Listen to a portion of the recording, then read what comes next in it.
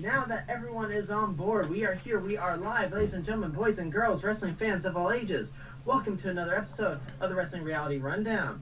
It is I, the one, the only, the charismatic, enigmatic, longest reigning champion of the channel, the madman in a box with a few screws loose, the SKF Effect Steven. I am joined by the architect, the designer, the man behind our images, the standard of all reds, the mad rager himself, the man so cool they named a salad after him, Caesar. Next up, the man, the myth, the alien leader, my favorite streamer of all things horror and yours, our own lunatic killer, hopefully only in the games, Freddy Biceps Brett. And last but not least, the master of matching attire, the slightly iconic because she is purely modest, friend to those who aren't superficial douches, let him...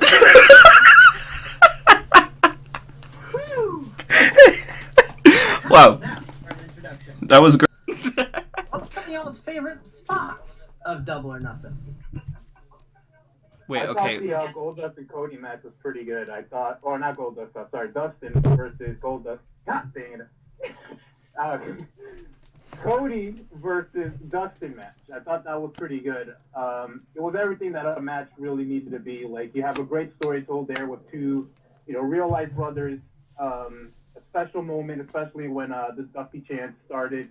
And yeah, just like a great match between those two, and a great post match as well with the promo for Cody announcing the match for the next pay-per-view, the Fight for the Fallen card, and just the hug at the end with Dustin was a great moment there. And I think that to me was pretty much my favorite moment from the whole pay-per-view. That match of the year. I'm gonna say that moment hit hard when he said, "I don't need a partner, I don't need a friend, I need my older brother." That hit me. That hit me hard. Mm-hmm. I agree. Personally, I think the tag team match was it for me, because I've always been tag team, and damn, Bucks and Lucha Bros killed it, just killed it in the match. Yeah, I agree. I really liked the show. I mean, definitely my favorite was Dustin versus Cody, without a doubt, because of the emotion, the story, and the wrestling behind it. But I think I do want to shed light on the Battle Royal to start the show. What I was talking about, and sometimes I'll like say something, and I think the way I say it sounds differently than the way I intend it. So like when we were talking about the Battle Royals before on other shows, I was saying how I wanted it to feel like a big deal, and you guys pointed out how, like, well, the winner does get a title shot. And that's cool for the winner, but I feel like in the Battle Royal, when you're really in it, until you get down to those final four guys, it feels like you're just waiting to get to the end a lot of times. But we had so many different spots, so if you look at the Janela, Adam Page face-off, and what I like is Impact does really, really well with history, and AEW has little history, and they're already paying attention to that detail by going back and pointing out things that happened at All In. So I love that they did that. I love the spot where Janela had the cigarette on his forehead. I loved Sean Spears' entrance and everybody just, doing the 10 chants. I loved MJF's spot in the beginning, and then, forgive me, I don't remember the guy's name, but the amputee that was in the match, his 450 that he did. What was his name? Him? Who? Zachary Gowen? No. He had both of his legs, like, he didn't have them. And he jumped up. I thought that was him. He jumped up on the ropes and then did that 450, like, little spots like that. It's when those stars shine within the Battle Royal. So it's not just about the entrances, it's about those moments within the Battle Royal that make each individual shine. And it's not just about a title opportunity, it's also about presentation and making sure that those stars get introduced to our audience, because I think that was one of the main concerns with AEW is like, wow, you have a bunch of these indie guys that nobody knows, why are we going to care? Well, it's stuff like that when you have a Battle Royal and you enter them in where they get to show their personality and show their strengths, and that's what makes people start to care because they can invest in their character. And I believe right also in regards to Adam Page being the winner of it. Yes, we were. And did anyone else love Orange Cassidy in the Rumble? Yes! I was dead for that. I was Like- dead. Yes. I watched another thing that he did because I guess this is kind of like a running thing for him, Mhm. which obviously you don't just come out and do that. It was him and No, thank you. at the Starcast event. It was him and Christopher Daniels. Yes. And I they saw were that today. chopping each other like that, and it was so funny. It was the funniest thing ever. And then like in the corner, you can see Jungle Boy like selling it. He's like, oh, Yeah. oh, oh. And I love that too because I think a lot of the older stars, like you'll see them on Twitter, like, why would you ever do that? Like to the younger guys, and now here's this guy literally. I mean, how is that not safe? Like, but the fans are like so in tune with it, so that's why I love that. It's something so like, it's so simple yet it's so out of the box. Yeah. Fair enough.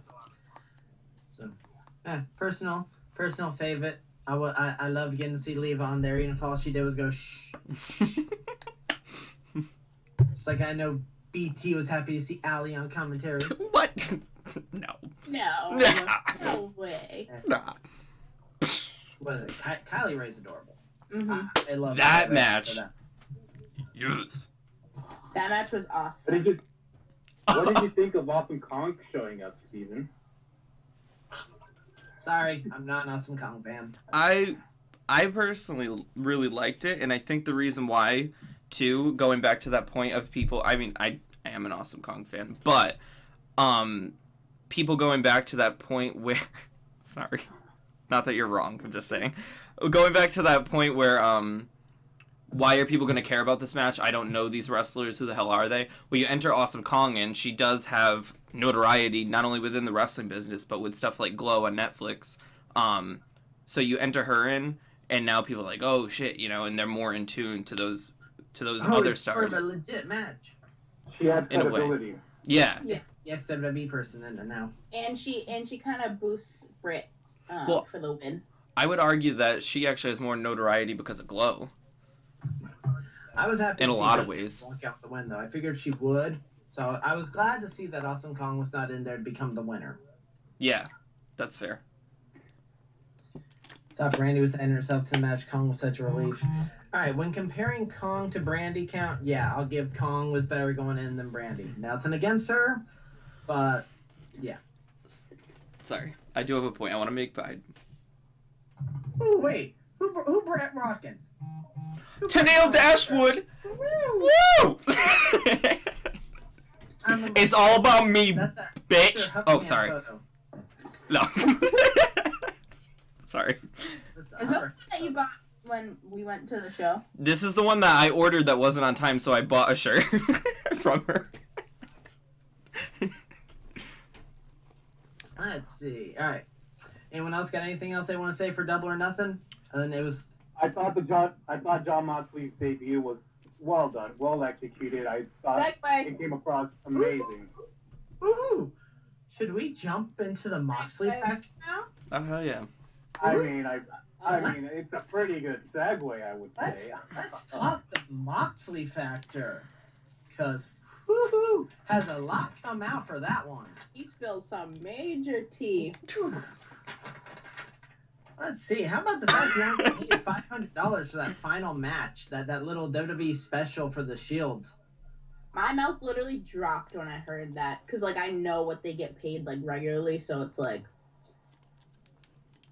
ooh. So, for anyone that doesn't know, in regards to what we're going to talk, John Moxley appeared recently on Jericho's podcast, just kind of discussing the final days and months and the final stories with WWE. And one thing I want to start off with is I like where Jericho mentioned how he said he would never wrestle any place else but WWE. Never. But then he went to Japan, and when he did the match over there with Kenny Omega, he felt more like an artist again. He found more fun and freedom outside doing Japan, and then All Elite showed up. That's one aspect that a lot of people don't realize is in WWE, you're bound and chained. You don't get too much say for everything. So Jericho had a really good point on that one. Yeah, especially for someone like Jericho to say that, like, because, like, you would think that someone like Jericho would have, like, absolute creative freedom, considering, like, all of his accolades, and I think it just really does show, like, that whole Moxley interview just shows that, like, yes, WWE is, considered the big, like, promotion, but it's almost like you're signing your career away because, like, also when you consider someone like Dustin Rhodes, who has often said that, like, sometimes you're back there and you don't even do anything. You're just in catering and you're just pretty much, like, wasting your career when you're not even getting booked. So it's kind of like a lot of people now are kind of like seeing like what it really is to be in WWE, and it really doesn't paint a good backstage picture for them. No. I mean, I would agree too because Dustin being announced for the AEW match, I was excited. But before then, if you put him in a match like in WWE, to me it was most of the time a throwaway. But with the link to Cody, but not only that, the way that they promoted it, and I knew they were going to promote it that way, but after the match saying, holy shit, that was a great match, I didn't think I would say that again for him. And I did. And that goes to show you right there that holding talents back the way that they do, and once they are able to break free, well, what it can do. One thing I love, and we're going to just change real quick, one thing I love is they have to make the fans believe in that person again. Look what happened to Kofi. If you told me in January that Kofi would become WWE champion, I would have. I wish. Yeah. But they gave him the shot. The fans backed it up, and they made us believe that he actually could do it, and he did. They made us believe every now and then, but then it gets. Did they just lose interest themselves, or they decide to go in a different direction? I think it kind of really opened up a lot of people's eyes to the way things run backstage and how unfair it is, and how, like, John said himself that it's kind of like you just show up and you do like, you're not you anymore. You're not even a wrestler. Everything about it is scripted. You have no choice in any matter. If you try and change it, it either gets worse or this and that. And then he's not even like a wrestler anymore. He just does he has to do exactly what everyone says. And that's the thing that kind of hits me the most, because it's like, he kind of says, like, he shows up. Like, I blame the E. Mm-hmm. Oop, we got a live back up. Are we there? We're there. I think we're live again. All right. Jesus Christ, WWE, cutting us off. My God, this is the real podcast WWE doesn't want you to hear. Exactly. They've always had problems with us. They've stolen our ideas, trying to shut us down, bribe us. We will not be silent. Yeah, bribe. Oh, I yeah, mean, we I never got royalties for my appearances on WWE. The only thing I've been bribed with is come back to network. we My did friggin' emails. Video before we got a letter, from WWE saying, stop talking about us here. Have some Rusev Day shirts. Don't quit. Be legit. Yeah. I think it's up on YouTube still. Oh my. All right, so we were talking about Moxley. Where did we get cut off? Right at the last bit Liv was I talking. would say somewhere before Liv started talking. Just at All right. like halfway through what she said. Oh, well, I was saying I think it's very, the way that he described it as, it's like he's just, why not hiring actors instead of having people who actually want to be wrestling? Like, that's why they're there, and why are you holding them back from doing the exact thing that they're doing and not letting them be at their full potential? Why not just hire an actor who can say your scripts exactly how you want to, or do the moves exactly how you want to? That's all I was saying.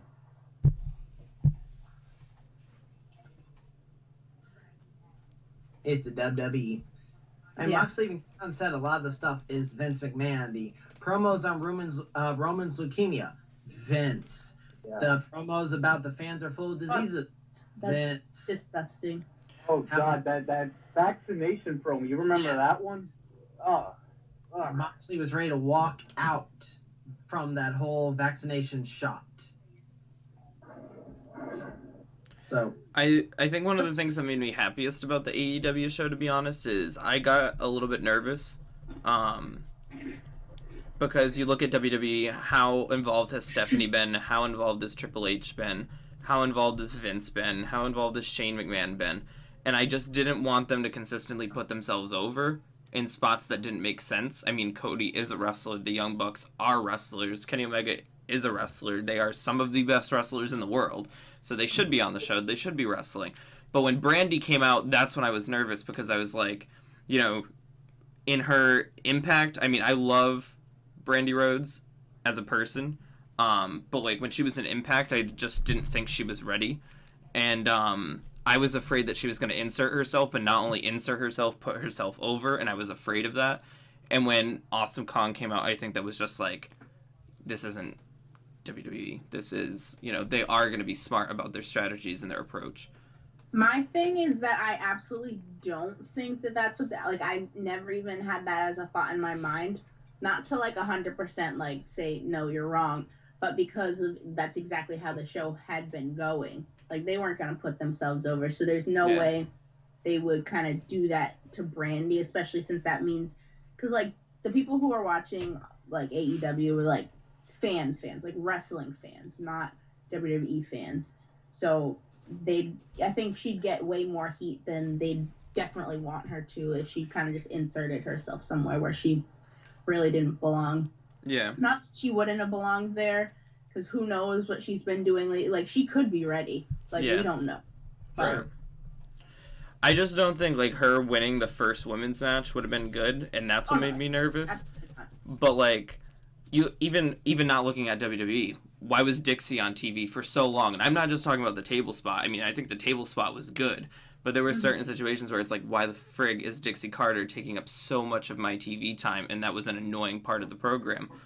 Because fans love authority figures getting TV time. Even looking back, though, if you look at Bruce Pritchard, why was he on TV for so long? You look at WWE for quite some time. John Laurinaitis was on TV a ton. I think that part just made me nervous. And not even just with Brandy, like, I loved the spot where the Young Bucks, Kenny, you know, Cody Rhodes, they all came out. I was just hoping that there wasn't overbearing of that, because now it's a different scenario from All In. You know, they have a product, they're doing big things. I was far more optimistic, but just the trends that literally almost every other wrestling promotion that have some sort of platform have, you know, done when they have these similar opportunities, that's just what historically made me nervous. No, I agree. But they killed it, so props to them. They did good. That's one reason why I was kind of glad Kenny Omega. I would have taken either Kenny or Jericho, but that's one reason why I was really glad that Kenny lost, because you had Cody win, you had the Bucks win. I was like, all right, you can't have all the elite walkaway winners on the first show. Yeah.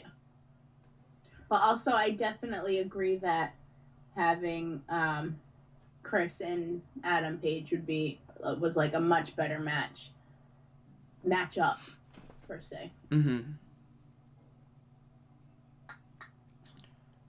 Just in connection with the whole Moxley situation, I'm interested to see if WWE ends up freeing up Creative Reign soon enough, because it's gonna get. I actually was just reading. I didn't mean to interrupt this. No, you're fine. But that Triple H actually said he is not. It's right here. Triple H, I am not thinking about anybody else's creative or what they did or didn't say. So basically, they're gonna do exactly what they want to do.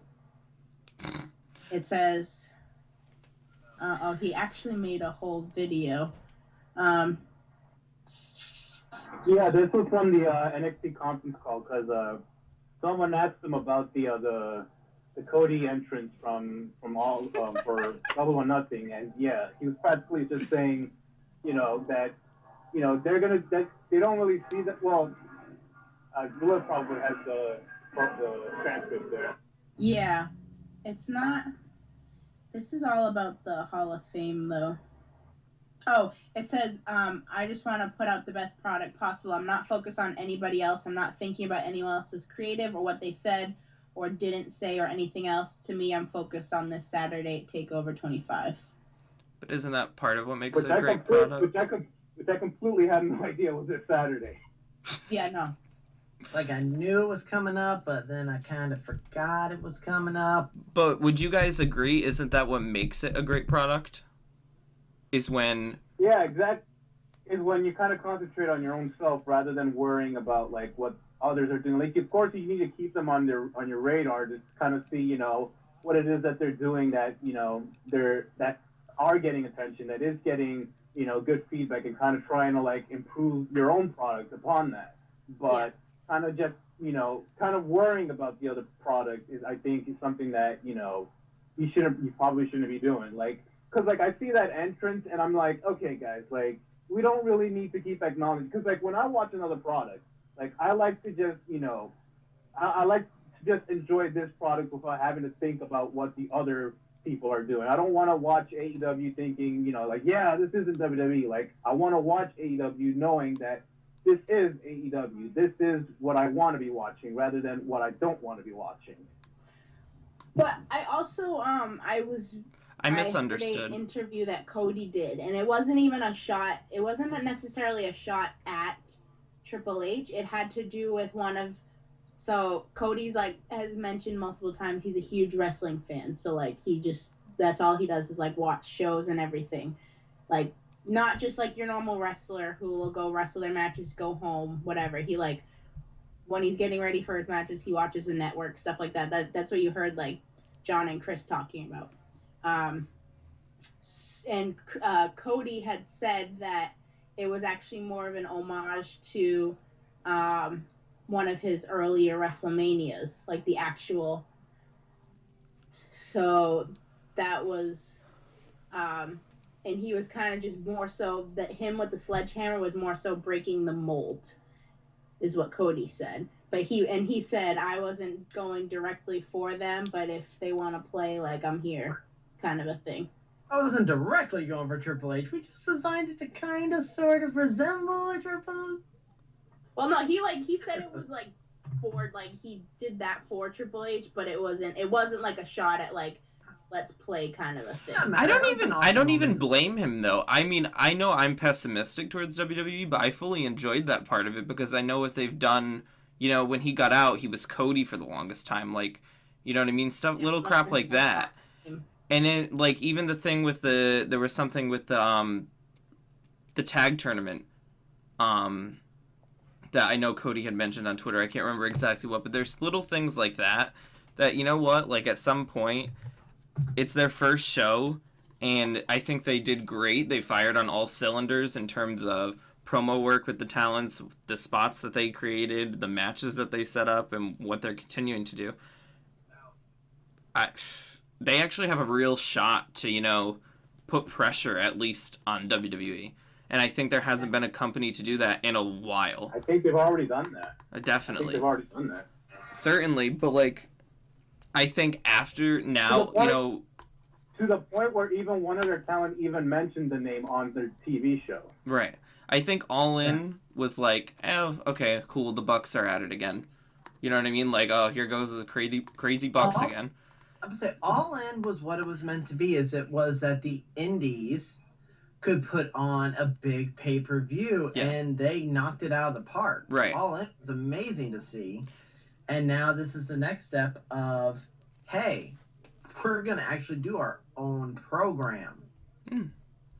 But I just think that, like, you go and you look at All In, and it's just, I think, you know, this is an assumption, of course. This is just my opinion and what I perceive. But I think they were probably just like, oh, cool, they're doing a cool big show or whatever. And then you... No, thank you. And then you go in, and now they legit have, a whole TV channel after them. You know, they have Tony Khan on their side. They have all these talents locked down into deals, and some of them saying their best deals ever. You know, you have people like Chris Jericho, who, look where he's worked, look how long he worked in WWE, look what he did in WWE. And he's saying he's working his best contract yet. That says something. Yep. But yeah, going back to what Caesar just said. Sami Zayn name dropping AEW on Raw, supposedly pissing off Vince McMahon. Supposedly he was not very happy that these initials made it on air. Well, the thing is though, because like I'm seeing like, the thing is like I'm just seeing like a lot of like conflicting reports that like. Mm-hmm. What are we doing? I'm agreeing with you. I know what you're about to say. Oh, I found the transcript of what Cody had said. Okay, go ahead. Okay, it literally says, okay, so I had a literal dream about this type of entrance, and I loved when Triple H came out at WrestleMania 30. It was cool. The throne kind of symbolized his reign, and I want to play ball. So I know we don't say competition, but it stands for itself. I also want people to know this role, this executive vice president role, which I love, I'm excited about, but I want to be a wrestler first. So it's more of it actually is more of like a tribute to Triple H, kind of. But he still is that the sledgehammer was acknowledging competition, kind of. But yeah, okay, go on, sorry. Yeah, because there's a conflicting reports about that like apparently like that Vince did want that line in there, or that it was scripted in there, and then there's other reports saying that like Vince was like legitimately pissed. So, you know, I don't really know exactly what happened there. It's just very confusing. I think we're gonna have to see kind of like how Sami Zayn gets booked next week on Raw, because I don't think he was on SmackDown, right? No. So I think we gotta see like. We got to see what happens with him on Raw, because it's like, it's kind of like what we were talking about, like with John Moxley. It's like, I don't really see Sami Zayn being a guy that they will let him say anything he wants. Like, that's kind of like a big thing to just, name drop the competition just a couple days after, the pay-per-view. So, I don't know. It's just, I don't really see Sami Zayn going out on his own like this, name dropping, the competition. Yeah, I have like two conflicting ideas in my head where it's like, there's no way they would let them say something like that on air without being scripted, because like also WWE kind of has like a few minutes delay that they can cut stuff like that out. But also, I saw if anybody else saw when they posted that clip onto the WWE YouTube or wherever they posted it, they cut out that whole entire portion where he mentions AEW. So I'm kind of like, I don't know, but that might be a work too. I'm laughing though. I'm not laughing at what you were saying. I was more so laughing at the fact that I can't believe either scenario, but obviously one of them has to be the truth, right? Yeah. But like, why would Vince ever put AEW in a script but not allow certain words? Like, I forget exactly what they were, but like when Josh Matthews got released, came over to Impact, he was like, oh, I'm not used to saying this word. Have to like I know belt's one of them. Belt, like you can't say belt, but you're gonna go name drop. No, we're allowed to say belt now. Are we? Because of Becky 2 belts. But that's the thing though, like belt is not allowed to be said, but AEW can, like. So I also, my whole weekend. It's funny though that like AEW can get on the script, but never Impact can get on script. Sure enough. Is that place? No. Hey. Well, what is it? Kurt referred to it as TNA. Yeah. Yeah. TNA is hiring. So what I was gonna say is now I just forgot it. Oh my gosh. Sorry. What were we just talking about? Sami Zayn. AEW. The YouTube channel blocking it out. Oh, okay. No, I was thinking of like the words thing. I've been watching like interviews all weekend because like this whole show got me hyped up and excited about like wrestling again. I was watching this guy Chris Van Vliet does a lot of like exclusive interviews, and Cody was saying in one of his interviews that he uses the word belt in title because like they're two, like the belt is the actual belt you hold and the title is Intercontinental Champion or whatever. But some of the guys don't like them using that, or the other way around. Cody doesn't like using it because he was in WWE and they like using it. but they were when he talks to like when they're like the Bucks or Kenny about doing certain things, they're like, oh no, don't say that, and it's like stuff that they kind of have to go back and figure out as a team what they're gonna do. So I know that is a real thing, but yeah. Yeah, I'm just looking up like this list of banned terms. If I could just go through some of them. Go through some. Belt, strap, pro wrestling, house show, war, hospital. You can't say hospital. It's local medical facility. The title is on the line. Talent, backstage, feud, and title changing hands. And my favorite one, you can't call us fans. We're the WWE Universe. All right, So that makes sense. That's so annoying.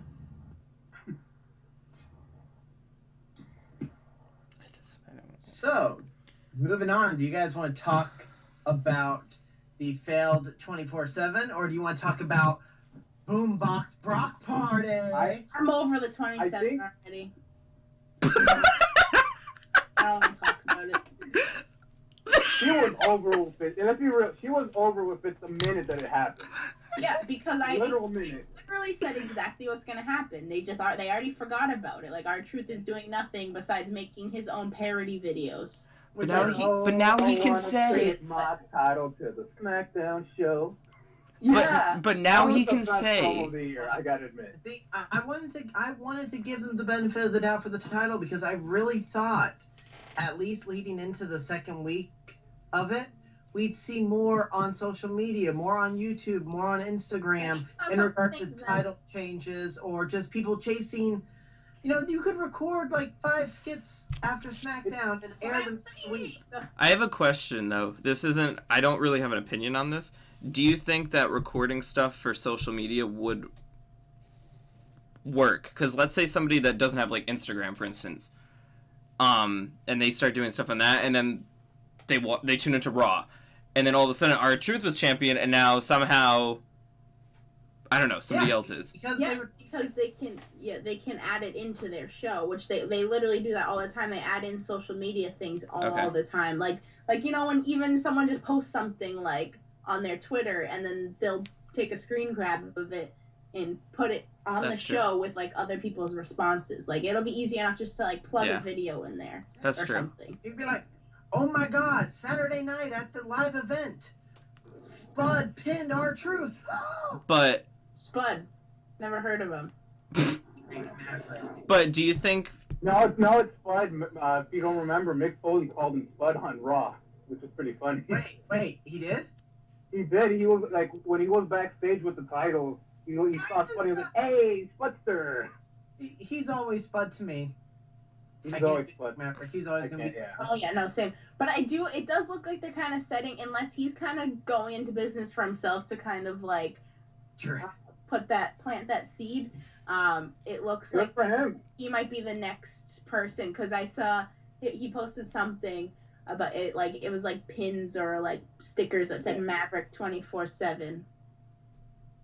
Good for him. It's like he's basically trying to get his own push. I mean, yeah, because it'd be fun to see Ethan go after it, like with him, because you know they're literally always together. That would be great. That would be sweet. Yes.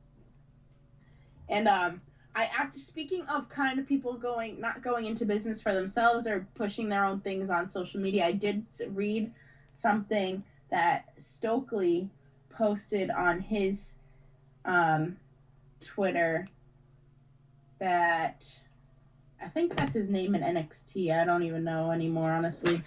Liz, our official investigative reporter. I think it is Stokely. Well, no, didn't they like change it to like something else, like Court Moore or something? I don't know. I have him on like I'm friends with him on like Facebook and everything, and he didn't change those names, but I think he made another Facebook another Instagram or something. This might be like personal or whatever. But anyways, Triple H tells me that he when Sean Ross who did that interview or conference call with Triple H, he says Triple H tells me that he loves people like Nikki Cross and Stokely Hathaway stepping out and creating their own content. He admits it's difficult to follow all of it, but that is great for them. So I guess it looks like they are like accepting people like kind of pushing their own different things on social media, which like is the exact reason I believe that they should be doing more the 24/7. They like they create their own. Zack Ryder got over because of his own YouTube channel, so WWE bought it from him and shut it down. And good times, good times. Hi, Chelsea. They bought it from him and shut it down. Yeah. Yeah, like he was doing it on his own YouTube channel, and then like when WWE was trying to start up their own like YouTube series, they practically put the show on their own YouTube channel, and then like later just completely just shut it down. Left it for like a couple months and then. Yeah. Watch out, up, up, down, down. No, I'm just kidding. Yeah, right. That's that. I'm shocked. It's lasted. Well, I don't think Xavier Up, Down, Down is more of like it's more of like a promotion for them as well, for WWE. Like Zack Ryder's thing was all for himself. Like Up, Down, Down's at least like putting talent on there. So Yeah, true. we let out some frustrations on the 24/7 concept and whatnot. Caesar, because I know it's been your favorite thing for the last week. Brock Party! How about that? Honestly, I don't like Brock Lesnar. I never have. But this has been the most entertained I've ever been by him. Just coming out, If you remember, boombox briefcase, dancing. I'm laughing. if you remember last week, Screw this fuck. you remember last week. You remember last week, I kind of got a little bit upset, said a little bit of things last week about Brock winning the briefcase.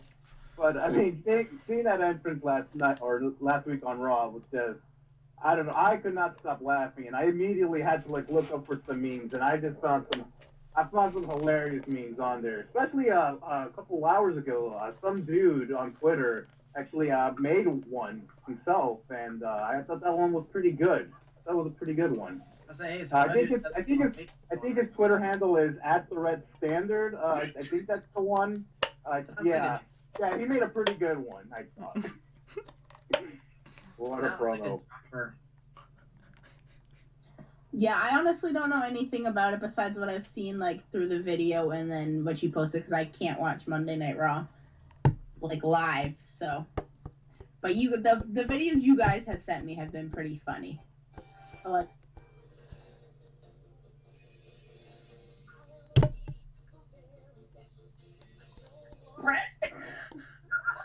He's like, fuck this.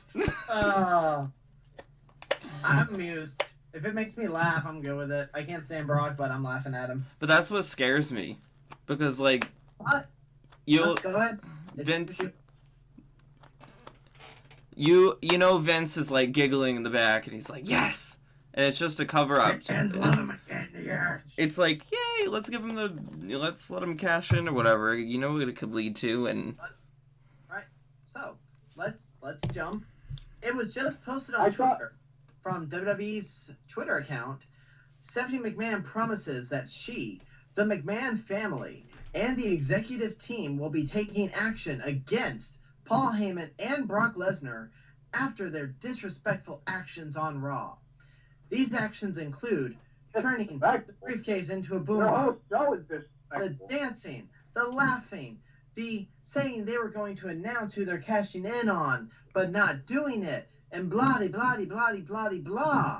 which to me just means, hey, we're going to suspend Brock, but he's still going to be Mr. Money in the Bank, so he can cash in when we debut on Fox. Wait, we get a Stephanie promo? We get to get a Stephanie promo! If they wanna, Sorry. if they wanna punish Brock, why don't they just punish him by making him show up to work every week? Which makes me wonder, is that why he's going to be suspended right now? Because if Fox He showed up Brock on their show, that means he has to show up. You can't just tell Fox, oh, hey, yeah, we're going to put him on, but he's only going to be on like once a week. No, I think Brock's going to actually have to work when he gets to SmackDown. No, I don't think that's gonna happen because like it's in his contract that he has like certain dates that he has to work. And that Then could when- and write him off for the next few months.